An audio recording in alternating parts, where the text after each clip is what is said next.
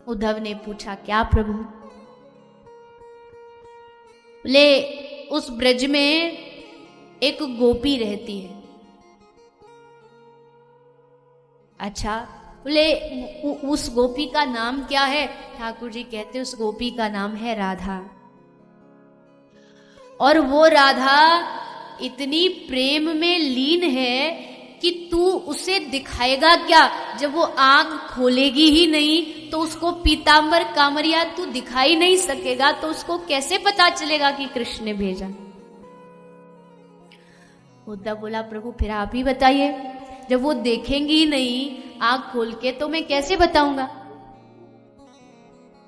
भगवान कृष्ण ने अपने गले में पड़ी हुई पुष्पों की माला उद्धव के हाथ में पकड़ा। उद्धव, ये वो माला है, इसको जाकर के मुझे मालूम है और सब बैठे होंगे और सब उस राधा के चारों तरफ बैठ करके, कोई गोपी पंखा जल रही होगी, कोई उसको जल पिला रही होगी, लेकिन वो राधा मुझे मालूम है किसी कुंजों में, निकुंजों में मेरी याद में मेरा नाम लेकर के मूर्छित पड़ी होगी। वो ऐसे होश में आने वाली नहीं है। जाकर के उनकी नासिका के पास इस पुष्प की सुगंध को सूंघा देना। इसको सूंघते ही मुझे मालूम है कि उसके अंदर जागृति आ जाएगी। भक्त जो होता है वो अपने भगवान की, अपने प्रियतम की खुशबू को भी पहचानता। हे उद्धव, इस माला को ले जा करके उस राधा को सूंघा देना। उद्धव तैयार हो गए। जो जो वस्तुओं की आवश्यकता है आज सब वस्तु लेकर के उद्धव ब्रज की ओर चल पड़े। रथ पर विराजमान हो गए। स्वयं ने पीतांबर धारण कर लिया। पीतांबर धारण करके चल पड़े हैं ब्रज की ओर। ब्रज में अंदर प्रवेश किया, वृंदावन की भूमि में प्रवेश किया और प्रवेश करते ही सब प्रथम उद्धव का मिलन हुआ यशोदा मैया के संग। पहली जो औषधि की जो डोज है, जो पहला दवाई है, वो यशोदा मैया ने दी उद्धव के ज्ञान रोग को उतारने के। उद्धव ने नंद महल में प्रवेश किया। नंद महल में जैसे प्रवेश किया, उद्धव ने देखा यशोदा मैया बैठी है और बैठी बैठी यशोदा मैया के जो नंद महल की जो दीवाल है, उस दीवाल पर एक काग बैठा है, एक कौआ बैठा। उस काले कौवे को मैया ने देखा, दीवाल पर आके बैठ के काऊ काऊ काऊ काऊ कर रहा है। जैसे मैया ने सुना तो कहते हैं कि कौआ बोले घर में तो कोई मेहमान आता है, ऐसा मानते हैं कोई मेहमान आता है। तो जैसे कौआ बोला, यशोदा मैया के मन में बस एक ही बात आई, आज कौआ बोल रहा है, इसका मतलब आज मेरा लाला आने वाला है, आज कृष्ण आने वाला।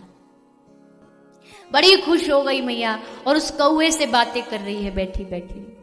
उसको कह रही है कि देख, अगर आज कृष्ण आ गया ना तो मैं तेरे लिए सुंदर घर बनवाऊंगी, तेरी ये जो चोंच है इसको सोने से मढ़वाऊंगी, तुझको अच्छा अच्छा भोजन खाने को दूंगी। बस एक बार कृष्ण आ जाए, मुझे पता लग जाए कि आज तेरी भविष्यवाणी सही हो गई। बस बैठी बैठी उससे वार्तालाप कर रही है। तभी उद्धव जी का आगमन हुआ। उद्धव जी का आगमन हुआ और यशोदा मैया ने उद्धव को देखा। कौन हो? उद्धव ने परिचय दिया, मैया मैं कृष्ण का मित्र हूं, मैं कृष्ण के द्वारा भेजा गया हूं कि जाकर के देख कर के आ उद्धव ब्रज में सब कैसे हैं, कृष्ण ने भेजा है।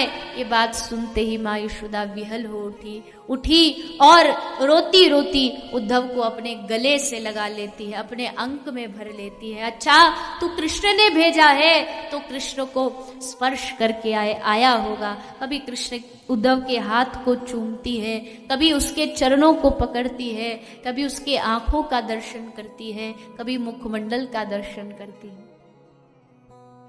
उद्धव को लगा कि ये मैया क्या कर रही है, लेकिन उस जैसे मैया ने उद्धव को स्पर्श किया, उस स्पर्श को करते ही उद्धव के अंदर भी प्रेम का स्वरण जाग उठा। हृदय में एक प्रेम का भाव जाग उठा कि इस यशोदा मैया ने उस आलिंगन के द्वारा कृष्ण प्रेम उद्धव में संचार कर दिया। यशोदा जी से तो भेंट हुई, लेकिन अब बारी आई है गोपियों की। उद्धव ने कहा, मैया हमने सुना है इस ब्रिज में गोपियां भी रहती हैं, कृष्ण से बड़ा प्रेम करती हैं, उनको भी संदेश देना। यशोदा बोलती, हाँ जाओ। अब उद्धव गोपियों के पास आते हैं। गोपियां बैठी हैं यमुना जी के किनारे। कोई कहता है ना कि आप क्या धंधा करते हो, कोई कहता है हम जॉब करते हैं, कोई कहता है हम घर संभालती हैं, हम हाउसवाइफ हैं, कोई कहता है हम नौकरी करते हैं। लेकिन ब्रजवासियों का धंधा क्या था? ब्रजवासियों का बिजनेस, ब्रजवासियों का काम क्या था? बोले इन सारे ब्रजवासियों के पास एक ही काम था, और वो था स्मरताम कृष्ण वीर्यानि। एक ही काम करते थे, और वो था कृष्ण की याद, कृष्ण का स्मरण। वही इनका धंधा था, वही इनका काम था। भगवान पहुंचे, गोपियां बैठी हैं, सारी गोपी यमुना के किनारे घेरा बना के बैठी है, एक दूसरे से वार्तालाप कर रही हैं। बीच में श्री राधा रानी बैठी है। उद्धव ने जाकर के गोपियों को कहा, गोपियों मुझे कृष्ण ने तुम्हारा संदेश लेकर के भेजा। गोपियां बड़ी प्रसन्न हुई, उद्धव जी का स्वागत सत्कार किया। उद्धव ने कहा, अच्छा गोपी एक बात बता, मुझे कृष्ण कह रहे थे कि तुम बस रोती रहती हो, रोती रहती हो। अरे करना है तो उस ईश्वर का ध्यान करो। गोपी कहती है, ध्यान कैसे करूं? ध्यान तो उसका किया जाता है जो तुमसे दूर हो। अब जो दूर ही नहीं है उसका ध्यान कैसे करूं? मतलब बोले अभी मैं आई थी 2 मिनट पहले यहाँ यमुना के किनारे पर, जैसे घर पहुंची तो देखा कृष्ण मेरी मटकी को खोल करके उसमें से माखन खा रहा था। अब बताओ कैसे ध्यान करूं? जो मेरे नजदीक है मैं उसका कैसे ध्यान करूं? वो जाए तब तो ध्यान करूं। उद्धव ने लगा कि ये क्या बोल रही है, कृष्ण मथुरा में विराजमान है और ये कहती है कि कृष्ण घर पर माखन चुरा रहा है। उद्धव गोपी को समझाने का प्रयास कर रहे हैं। उद्धव को जब कृष्ण आए थे, कृष्ण के पास से उद्धव आए थे, तब भगवान कृष्ण ने उद्धव को यही कहा था कि हे उद्धव, मुझको ब्रजवासी सपने में भी दिखाई देते हैं। और हे उद्धव एक बात और, हाँ उद्धव ने कहा प्रभु सपने में दिखाई देते हैं तो अच्छी बात है। भगवान ने कहा उद्धव, हाँ नंद बाबा सपने में दिखे तो मैं जैसे तैसे संभाल लूं, यशोदा मैया सपने में दिखे तो भी ठीक है, लेकिन उद्धव जब राधा रानी मुझे सपने में दिखती है ना, तो मैं अपने लीला अवतरण का हेतु भूल जाता हूं। मुझे लगता है कि मैं इस मथुरा में क्यों पड़ा हुआ हूं, उस प्रेम को छोड़ करके इस मथुरा में क्यों मैं अपने जीवन को व्यर्थ कर रहा हूं। आज उद्धव उन राधा रानी से मिलते हैं। आज तक कृष्ण के मुख से बस चर्चा सुनी थी उनकी, आज पहली बार दर्शन हुए। और उनकी वो जो भाव दशा है, जैसे एक शरीर बिना प्राण जीता है, वैसे वो राधा रानी बिना प्राण बिना कृष्ण के जीवन जी रही। उद्धव वहीं बैठे हैं, राधा रानी का दर्शन करते जा रहे हैं। सखियां राधा रानी की सेवा कर रही हैं। तभी एक भ्रमर उड़ता उड़ता श्री राधा रानी के नजदीक आया और आकर के श्री किशोरी जी के चरणों में जाकर के बैठे। जैसे चरणों में बैठा, एक सखी आई और सखी आकर के उसको उड़ाने लगी। और जितनी सखी बैठी हैं वो सब भी उस भंवरे को बड़ी टेढ़ी नजर से देख रही हैं। उद्धव ने कहा, इसको ऐसे क्यों देख रही हो? गोपी कहती है, जैसे तुझे भेजा है ना उसने, समझा पढ़ा करके सिखा करके हमें समझाने के लिए, हमें मालूम है ये भंवरा भी उसी ने भेजा। उद्धव कहते, कैसे? बोले, वो भी काला ये भी काला, सारे काले एक बराबर है। वो भी धोखेबाज है, इसलिए राधा रानी इसको भी अपने चरणों से दूर कर दो। ये पहले आएगा, पहले चरणों में गिड़गिड़ाएगा, रोएगा कि मुझे अपना लो अपना लो, और किशोरी जब आप इसे अपना लेंगी ना, तब ये भी उसके जैसे छोड़ करके चला जाए। ये धोखेबाज है। और भंवरे को कह रही है कि तू नहीं जानता, तेरी और उसकी यारी तो 2-4 दिन की है, हमने तो जीवन भर से उसे देखा है कि वो धोखा देने में कितना महान है। आज से नहीं, हर अवतार से धोखा देता आया, इसलिए तू उससे संधि मत कर, तू उससे मित्रता मत कर। भंवरे को समझा रही, जो मिलता है चाहे वो जड़ हो चाहे चेतन हो, गोपी सबसे बात करती है। और क्या बात करती है? सिर्फ कृष्ण की बात करती है, कृष्ण की चर्चा करती है। ये ब्रज का भाव उद्धव देखते देखते प्रेम के उस सागर में हिलोरे लेने लगते हैं। जिस प्रेम का वर्णन कृष्ण के मुख से सुना था, आज उस प्रेम का उद्धव ने दर्शन भी किया। उद्धव ने कहा, गोपी अब मुझे जाना चाहिए, क्योंकि कृष्ण वहां प्रतीक्षा कर रहे होंगे। अगर तुम्हारा कोई संदेश हो तो बता दो, कुछ कहना हो कृष्ण को तो मुझे बता दो, मैं जाकर के उसको कह दूंगा। सारी गोपी हाथ जोड़ करके कहती, उद्धव हमारा कोई संदेश नहीं है, हमारी कोई बात नहीं है, लेकिन हाँ उस कृष्ण को बस एक बार कह देना, हे कृष्ण तुम्हारे बिना ये ब्रज सूना है, हमारा जीवन सूना है, इसलिए अपने उस उद्देश्य को, उस वादे को जो इस ब्रज की धरती पर तुम कह के गए थे कि मैं परसों वापस आऊंगा, हे कृष्ण उस एक शब्द पर हमारी सांसें अटकी है कि कह के गया है तो अवश्य आएगा। सिर्फ इतना उनको जा करके कहना। और हां उद्धव, जितना हमारे लिए कृष्ण है ना, अगर एक बार तुमने हमें उस कृष्ण का दर्शन करा दिया, या तुम्हारे कहने से कृष्ण ब्रज में वापस आ गया, तो उद्धव वादा करती है पूरा जीवन भर तुमको भगवान के जैसे तुम्हारी पूजा करेंगी, भगवान के जैसे तुम्हें पूजेंगी, अगर एक बार तुमने हमको श्री ठाकुर जी से मिला दी। गोपी कहती है, मिला दो शाम से उधो तेरा गुण हम भी गाएंगे, मिला दो शाम से उधो तेरा गुण हम भी गाएंगे,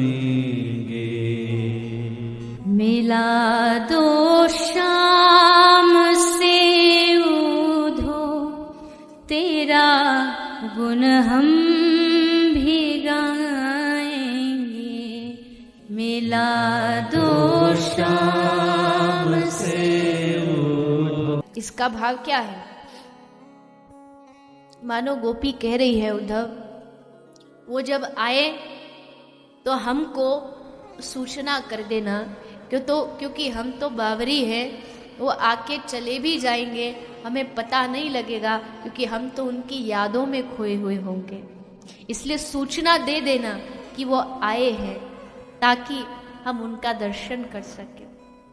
और ये काम उद्धव केवल तुम ही कर सकते हो, इसलिए जाकर के एक बार उन तक हमारी ये बात पहुंचा देना। उद्धव का वहां से जाने का कोई मन नहीं है, लेकिन भगवान ने भी सूचना दी है उद्धव को कि उद्धव बहुत दिन बीत गए, अब तो वापस आ जाओ। तब प्रभु आज्ञा प्राप्त करके ही उद्धव जी वापस मथुरा पधारे। देखा जो उद्धव यहां से कह के गया था कि प्रभु रोने धोने में कुछ नहीं है, वही उद्धव अब जब ब्रज से आया है तो रोता रोता वापस आया है। भगवान ने कहा उद्धव क्या हो गया? कहा कि प्रभु बड़े निष्ठुर हो आप, बड़े कठोर हृदय हो आप, लेकिन हुआ क्या? बोले प्रभु हम समझते थे आप दयालु हो, पर दया तो आपके अंदर है ही नहीं। अगर दया होती, आप प्रेम के सागर हो, तो क्यों उस प्रेम की भूमि को छोड़ करके यहां आए? भगवान ने उद्धव को समझाया है, उद्धव ब्रजवासी वल्लभ सदा मेरे जीवन प्राण, ये ऐसे ही नहीं बोलता हूं। हे उद्धव, मैं भले ही ऐश्वर्य रूप से ब्रज को छोड़ करके आया हूं, लेकिन उद्धव मैं ब्रज के बिना तो एक क्षण भी नहीं रह सकता, इसलिए मैं आज भी वहीं विराजमान हूं, उन गोपियों के साथ में विराजमान हूं। वो जब देखना चाहे मुझे देखती हैं, जब स्पर्श करना चाहे स्पर्श करती है, लेकिन प्रेम की दशा को दर्शाने के लिए ये सब लीला की गई है। ऐसा अद्भुत उद्धव का और ब्रज की गोपियों का मिलन होता है। सुखदेव जी ने तो ज्यादा अधिक इस भाव दशा का वर्णन नहीं किया, क्योंकि ज्यादा भाव में प्रवेश कर जाते तो फिर प्रभु की जो शेष लीलाएं हैं उनको परीक्षित को कौन सुनाता। इसलिए संक्षेप में ही ये उद्धव का और गोपी का जो मिलन हुआ, जो भंवरे का मिलन हुआ, ये सब लीला राजा परीक्षित को सुनाई है और ब्रज के प्रेम का दर्शन कराया। भगवान ने अब विचार किया है कि उद्धव को भी प्रेम मिल गया, और अब जो भगवान की ऐश्वर्य लीला में सहयोग करने के लिए जो सखियां यानी जो रानियां हैं, उन पर भी कृपा करने का अभी अवसर शेष है। इसलिए उन पर कृपा करने के लिए फिर भगवान एक लीला करते हैं। मथुरा से प्रभु द्वारिका में जाके विराजमान होते हैं, और द्वारिका में विश्वकर्मा जी ने उस द्वारिका का निर्माण किया, और उस द्वारिका में भगवान कृष्ण ने 16,108 विवाह किए हैं सब रानियों के साथ, जिनमें से प्रथम विवाह श्री प्रभु का होता है माता रुक्मिणी जी के साथ। मैया रुक्मिणी भगवान कृष्ण को अपना वर रूप में प्राप्त करती हैं और भगवान उनकी इच्छा को भी पूर्ण करते हैं। हरण करके मां रुक्मिणी जी के साथ विवाह किया गया। क्या कारण था कि हरण प्रभु को करना पड़ा? सुखदेव जी ये चरित्र राजा को श्रवण करा रहे हैं। हमारे मध्य भगवान मां रुक्मिणी जी के साथ पधारेंगे और हम सब भगवान के विवाह उत्सव का आनंद लेंगे।